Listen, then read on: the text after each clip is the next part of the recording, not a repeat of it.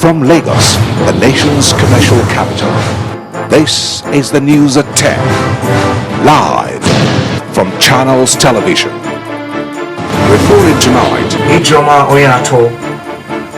Hello and welcome. Tonight, the President sacks the service chiefs, appoints new ones.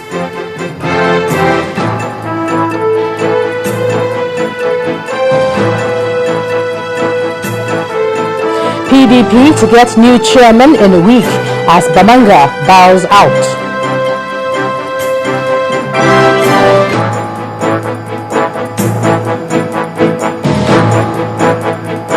Women leaders seek strong legislation to guarantee 50-50 representation for them in government.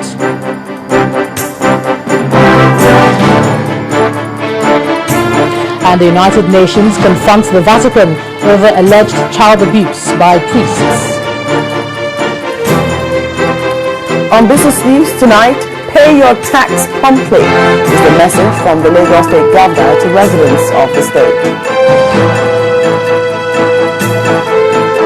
And on sports news tonight, on day 4 of the Australian Open, Argentina's Juan Martín del Potro became the biggest casualty as he makes an early exit.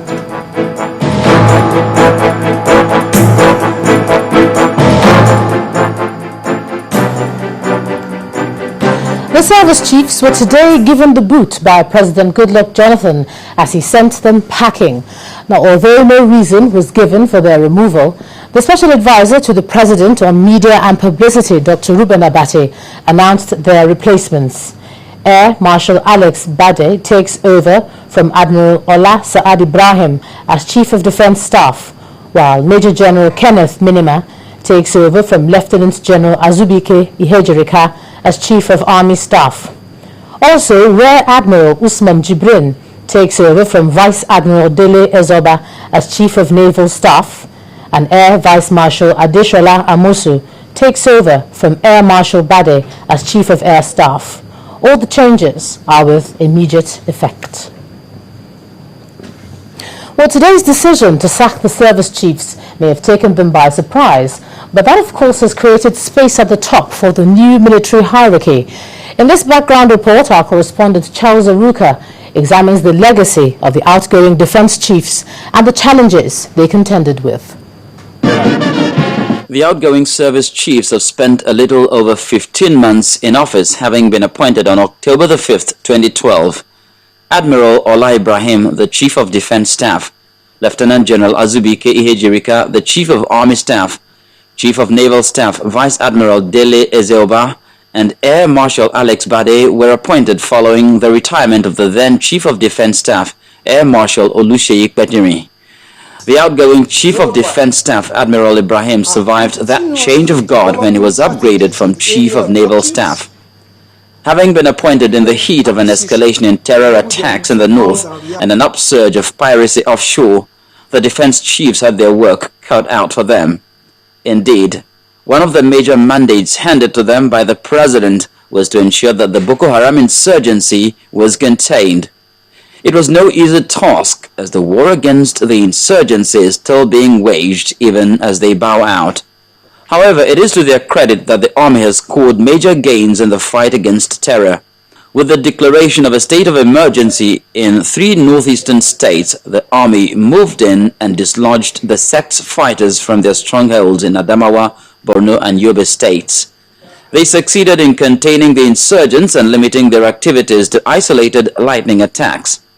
The Air Force has been very instrumental, providing strategic air support for the ground forces. The airstrikes helps to effectively dislodge the terrorists from their remote bases and push them across the country's borders. Aside from driving the insurgents from the large swathes of territory they hitherto occupied and capturing large quantities of arms, the army has taken another significant step in the war against terror with the recent creation of a special anti-terror unit. The Navy on its part has also succeeded in all but wiping out piracy that had been creeping into the nation's territorial waters within a year. To the Navy's credit as well, activities of illegal oil bunkerers and pipeline vandals along the coastal areas have also been effectively checked. Recently, the outgoing Chief of Army Staff initiated the destruction of an illegal refinery in the creeks of Alakari in Rivers State. On the international scene, Nigeria's armed forces also played a key role in driving out rebels that held neighboring Mali hostage for almost a year. However, whatever gains they may have made, the outgoing service chiefs have left their successors with a war against insurgency that's still very far from over. Perhaps one significant battle the service chiefs have faced is that of the legitimacy of their appointments, which was successfully challenged in court by human rights lawyer Festus Keyamo. On July the 1st last year, the Federal High Court in Abuja nullified the appointment of the 4 defense chiefs, describing it as unconstitutional and illegal, since it was done without the Senate's approval. In any case, Air Marshal Bade has survived the recent purge with his elevation to Chief of Defense Staff. Perhaps that may just serve to ensure continuity where his colleagues left off. Charles Aruka, Channels Television News. Well, to discuss the retirement of the service chiefs and its implications, I'm now being joined on the News at 10 by a legal practitioner, Mr. Festus Keyamo. Thank you so much for making it here tonight. Thank you for inviting me. Well, I can see from the smile on your face, you've been pushing for this for quite a while. And well, let's start. How did you feel when you heard the announcement today? Well, I felt vindicated because the most important part of that statement, which you did not read, that was released by Dr. Reuben Abati, is the fact that for the first time in the history of this country, the names have been sent to the National Assembly for confirmation. Now, that has not been done before, and that has been my grouse, because the appointments of service chiefs, they are like every other political appointments, like the Chief Justice of Nigeria, the President of the Court of Appeal, even the chairman of the EFCC, ICPC, and other agencies, ministers, they all go to the National Assembly for confirmation. So why were the appointments of service chiefs different? Especially when the Armed Forces Act clearly states in Section 18 that their appointment must be subject to confirmation by the National Assembly. Now, this has not been done all these years. And people may wonder that what is the jurisprudence behind this? Why is Keyamo pushing and fight? The real jurisprudence behind this is that it subjects the military to civil authority. That's what people don't know. It gives it doesn't give them the idea that they're only, loyal to the commander-in-chief. They must be loyal to the constitution of the country. I thought the president had the power to do so. Oh yes, to appoint them? Yeah. No, but he has sent the names to the National Assembly. His power to appoint them is subject to approval by the National Assembly. In fact, Obasanjo started this illegality. So all the appointments for Obasanjo's time up to this time, they have all been illegal. And we took up this point when Yar'Adua was in power. We wrote to Yar'Adua, we wrote to Andrew Akade and said, look, this is an anomaly going on. But they did not listen. And that was why we were forced to go to court to prove this point. But happily today, for the first time, after the appointment, their names have been sent to the National Assembly for approval. Let them go and bow before democratic structures like other ministers do, and so that they will have a sense of loyalty, not only to the commander-in-chief, but to the constitution of the country and other democratic structures. So beyond this victory now in the courts, what is the proper legal procedure now to be done following sending of names, etc.? Oh, well, just like as you say, all the others were done fraudulently in the past. In fact, it is this the only set of appointments that should even go to both houses. The ministers and others, they go only to the Senate.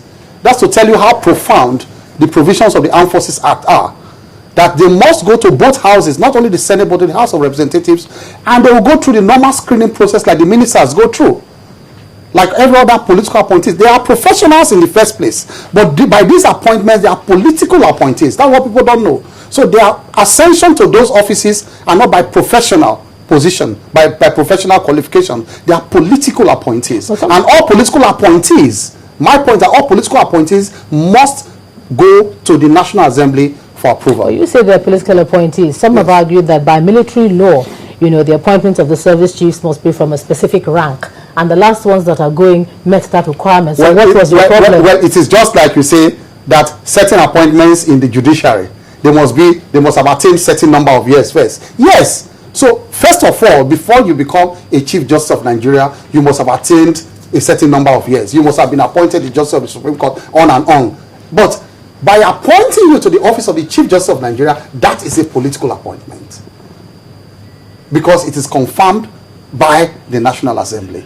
So that's the point. So first of all, they are professionals, but secondly, by their appointment, they are political appointees. And so we must also commend the Attorney General of the Federation for not even taking up the appeal on this matter, because to be fair to him, it was not his tenure that started this illegality. But once we fought the case in court, they came, they fought, they challenged my local standard in court, but the court threw that away and said, look, we are challenging the constitutionality of the action of the president, and as such, we should have locus. So quickly and now, that, and he said, look, for my information, they advised the president correctly that, look, there was no point appealing this judgment, that the judgment is correct. So sorry, quickly now, before we go, so according to you, the previous chiefs were never chiefs? Never chiefs. By the judgment of the courts. They were never. Legal practitioner, Mr. Festus Keyamo, thank you so much for joining us on the news at 10. God bless you. Now in part 2, after the break, PDP chairman Bamanga Tokoro bows out. That's in a moment. Please join us again.